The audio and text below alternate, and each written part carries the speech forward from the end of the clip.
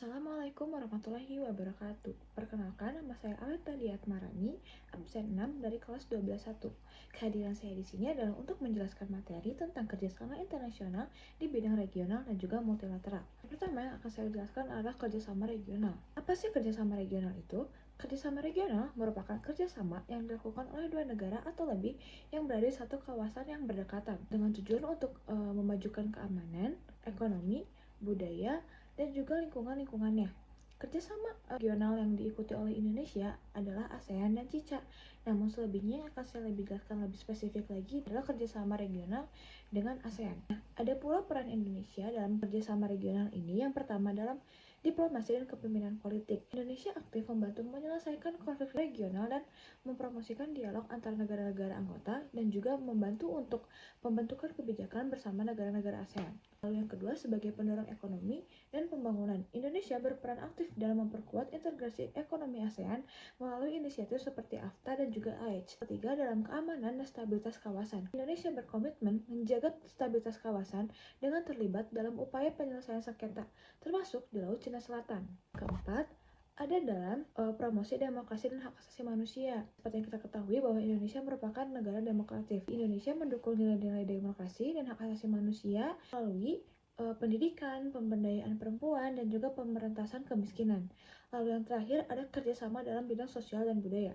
Indonesia berperan dalam mempererat hubungan sosial budaya antara negara ASEAN melalui program pertukaran budaya, pertukaran pelajar, pariwisata, dan juga mempromosikan toleransi dan keragaman budaya di kawasan ASEAN. Lalu, apa saja manfaat yang dirasakan oleh Indonesia dalam kerjasama ini?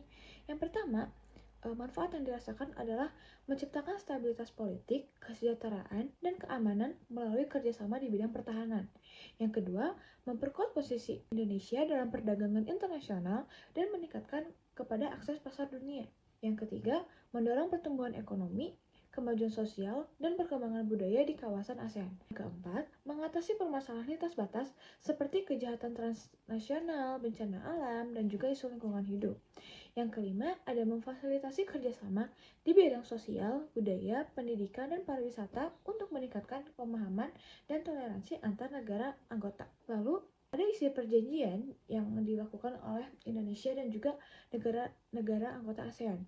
Yang pertama, perjanjian dalam ASEAN, yaitu yang pertama menjalin kerjasama ekonomi, sosial, budaya, dan politik antar negara Asia Tenggara. Yang kedua, mewujudkan kawasan yang damai, stabil, dan sejahtera. Yang ketiga, menghormati kedaulatan dan tidak campur tangan urusan dalam negeri negara lain. Terakhir, meningkatkan perdagangan dan pembangunan ekonomi regional. Lalu yang kedua, ada perjanjian dengan MEA atau Masyarakat Ekonomi ASEAN. Yang pertama, membentuk pasar dan basis produksi tunggal di Asia Tenggara. Yang kedua, arus barang jasa, investasi, tenaga kerja terampil, dan modal. Yang terakhir, meningkatkan daya saing ekonomi negara-negara ASEAN. Lalu yang ketiga, ada perjanjian dengan ZOFAN atau Zone of Peace, Freedom, and Neutrality. Isi perjanjiannya adalah sebagai berikut. Yang pertama, menjadikan Asia Tenggara sebagai kawasan yang damai, bebas, dan netral. Yang kedua, menolak campur tangan dengan negara-negara besar seperti Amerika Serikat dan juga Uni Soviet pada masa itu. Lalu yang ketiga, menjaga stabilitas politik di kawasan Asia. Lalu ada dalam ARF atau ASEAN Regional Forum. Isi perjanjiannya adalah kerjasama dalam bidang keamanan dan pertahanan kawasan Asia Pasifik. Terus yang kedua ada dialog dan diplomasi untuk mencegah konflik militer, sedangkan yang terakhir pertukaran informasi keamanan antar anggota ASEAN. Lalu ada kerjasama di bidang multilateral. Kerjasama multilateral merupakan bentuk kerjasama internasional yang melibatkan 3 negara atau lebih, sehingga cakupannya lebih besar daripada kerjasama regional. Nah, tujuannya juga hampir sama, yaitu ada tujuan di bidang ekonomi, politik, sosial, dan keamanan. Contohnya adalah keanggotaan Indonesia dalam PBB, WTO. Lalu, ada peran Indonesia dalam kerjasama multilateral ini. Yang pertama, sebagai keanggotaan di organisasi internasional. Indonesia berperan aktif di berbagai organisasi internasional, termasuk PBB, G20, WTO, APEC, dan OKI. Namun yang mungkin akan lebih spesifik saya lakukan adalah dalam PBB. Yang kedua, peran Indonesia dalam penghasil pasukan perdamaian PBB. Ternyata Indonesia itu termasuk ke dalam 10 besar negara penyumbang pasukan perdamaian PBB. Selanjutnya adalah menjadi tuan rumah bagi pertemuan-pertemuan penting. Indonesia pernah berperan sebagai tuan rumah pertemuan multilateral besar seperti KTT APEC 2013. Lalu yang keempat, mendorong diplomasi lingkungan. Indonesia berperan aktif dalam negosiasi perubahan iklim global dan menjadi tuan rumah pertemuan terkait lingkungan. Lalu yang kelima, Indonesia juga berperan sebagai juru bicara negara berkembang. Sebagai negara berkembang, Indonesia pernah menjadi juru bicara bagi negara-negara berkembang lain dalam isu-isu global seperti reformasi PBB dan pembangunan berkelanjutan.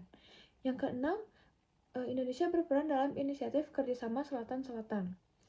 Indonesia berperan dalam mendorong kerjasama antar negara berkembang melalui berbagai program bantuan teknis dan peningkatan kapasitas. Yang terakhir, peran Indonesia dalam menyelesaikan konflik.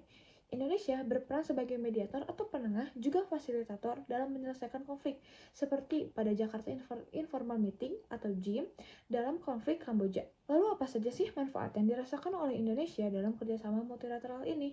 Yang pertama, ada manfaat yang dirasakan dalam bidang ekonomi, yaitu meningkatkan perdagangan dan investasi, daya saing, juga devisa negara. Yang kedua dalam bidang politik dan keamanan. Manfaat yang dirasakan oleh Indonesia adalah memperkuat posisi diplomasi dan menghadapi ancaman global seperti terorisme. Lalu yang ketiga ada dalam bidang sosial dan budaya. Memfasilitasi pertukaran budaya, meningkatkan kesejahteraan, dan juga menghadapi masalah global. Lalu yang keempat, dalam bidang lingkungan, manfaat yang dirasakannya adalah melindungi keberagaman hayati dan sumber daya alam, juga mengatasi perubahan iklim. Lalu ada juga perjanjian yang mengaitkan Indonesia dengan kerjasama ini. Yang pertama dengan PBB atau Perserikatan Bangsa-Bangsa. Isi pokok perjanjiannya adalah Indonesia ikut menandatangani Piagam PBB pada tahun 1945 yang berisi kerjasama menjaga perdamaian dunia, menghormati HAM, dan membantu pembangunan global. Lalu yang kedua dalam WTO atau World Trade Organization. Isi pokok perjanjiannya adalah mengatur perdagangan antar negara agar adil, terbuka, dan bebas dari diskriminasi. Indonesia juga berkomitmen untuk menurunkan tarif ekspor-impor sesuai aturan WTO.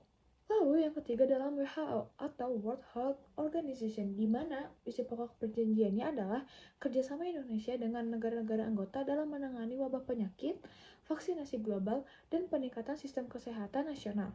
Lalu yang keempat adalah IMF atau International Monetary Fund, yang dimana isi perjanjiannya adalah membantu stabilitas ekonomi global dan memberi bantuan keuangan bagi negara-negara krisis, yang dimana sudah diberikan oleh negara-negara anggotanya kepada Indonesia pada saat Indonesia dalam kondisi krisis moneter pada tahun 1998.